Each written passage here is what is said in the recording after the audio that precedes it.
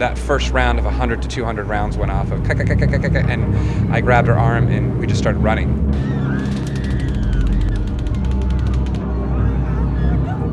So many people are dead. Are you kidding me? No, I'm not kidding. Go, go, go! Go! Get out! Baby, this is horrible. Oh my God. Another headshot here.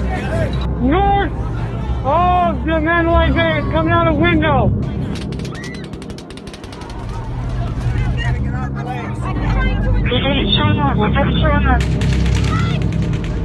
Of Mandalay Bay on the north side. Shut up! It's okay. It's not okay. We're gonna be okay, guys. We're gonna be okay. No, you guys, no. That next morning, it was silent. The air felt sad. The wind wasn't blowing the same. The cars were driving slower. It just didn't, it felt unreal, you know? And it's so weird that you can feel it literally in the air.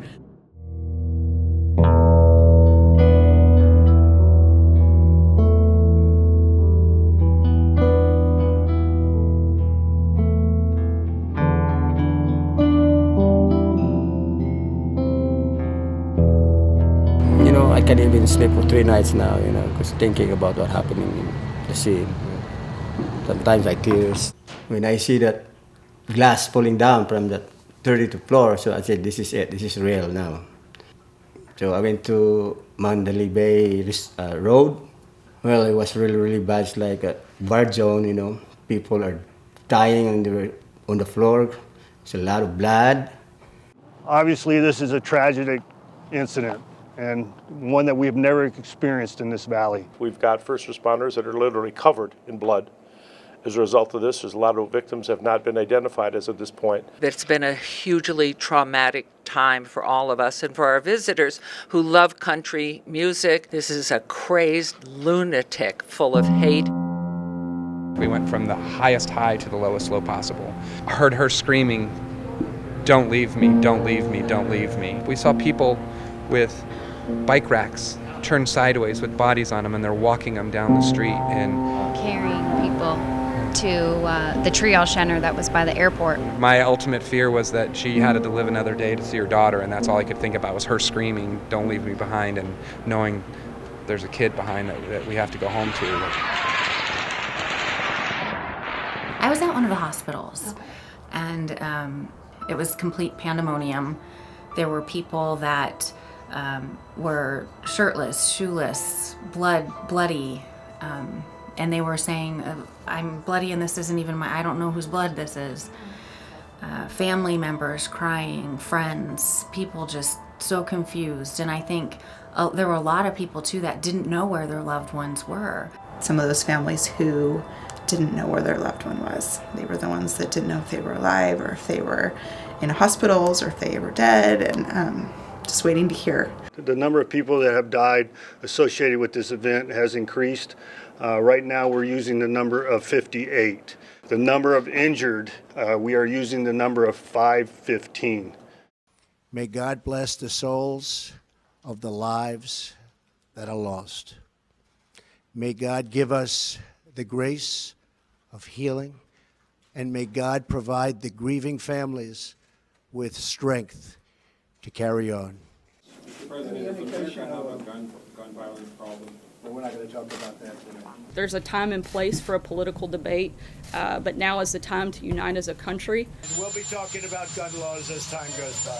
If right now is not the time, when will be the time? This is 3 days after literally the biggest mass shooting in the country. 500 people are in the hospital injured. It is the time to talk about gun violence, that Sunday was too late to talk about gun violence. So we need to have this conversation.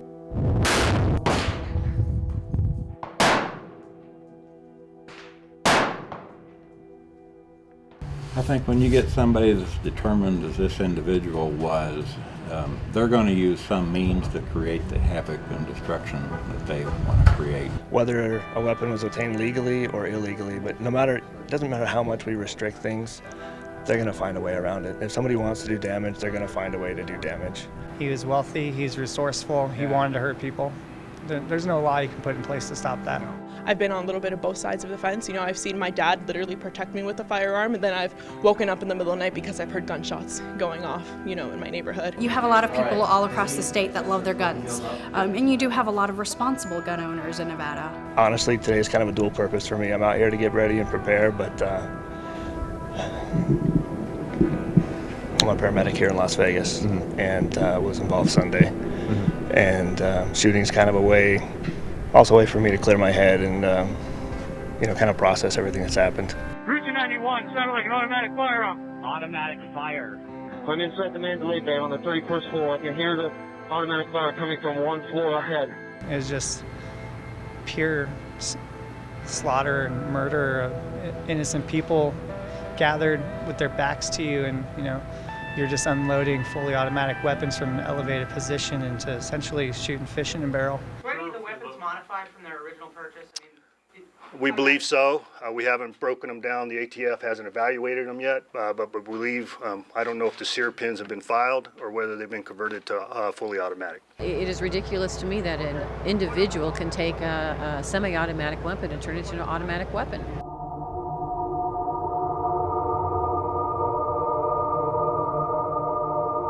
I can see no really good purpose for it. It's the type of an alteration to a gun that's going to make it inaccurate, for one thing, because you have so much movement in the gun itself.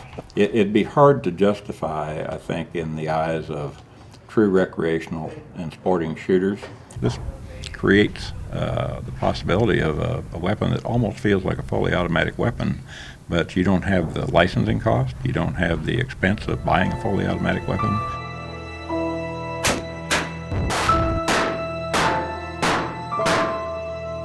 We can't live in fear. We just can't.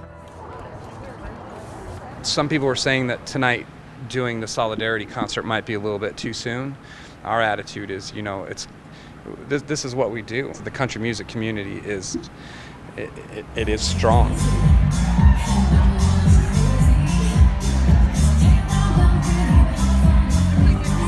I was there just like some of you guys, and it's so great to see so many of you guys that made it out, and I'm so happy that, you know, we can just share this moment together. But I want to play this song. I want to dedicate it to everybody. I'm the CEO of a nonprofit organization called the Trauma Intervention Program, or TIPS, of Southern Nevada. We respond out to scenes of tragedy at the request of emergency responders, and we provide emotional and practical support on those scenes. When I'm on those scenes and those people are sometimes by themselves and they don't have loved ones nearby, those are the ones that, you know, I feel like really need us to be there. The unique thing is that everyone is unique, and everyone has different needs. A lot of it's just being there for them. One of my officers was off duty attending the concert and lost his life. It hurts. It really does hurt. Always and forever, no matter what, we are bonded as family. There's hundreds of unsung heroes helping one another, you know, strangers just laying on each other, trying to protect each other. And that's what we're all about. But you know, I've just been hearing all these stories of heroism that occurred in the midst of this tragedy. That's the kind of people we have here in Las Vegas, who are willing to reach out and help one another. And if it weren't for all of the people, all of the community that came out to donate blood that Monday and Sunday right after the incident, because of what they did, they saved lives, and they need to know that. I thought that if I can bring Jack and he can help put a smile on people's face and warm their hearts, give them something positive in this really sad time. Jack always has a smile on his face. This area really did care, and we have each other's backs, and our first responders have our backs. Please stand up and look around and see the lives that your father and your husband have touched. This is probably more than I ever expected, and it's quite amazing. You had one aggressor in the situation, and from that, just thousands of people pouring out to support their community. And I thought that was really nice. So, you know, there's more good in the world than there is bad. And then here's another misconception when people will say, how long does it take to get over it? This is something that people aren't going to get over. I think a lot of people are going to refer to life now as before and after. and people just learn how to live differently, they're not getting over anything.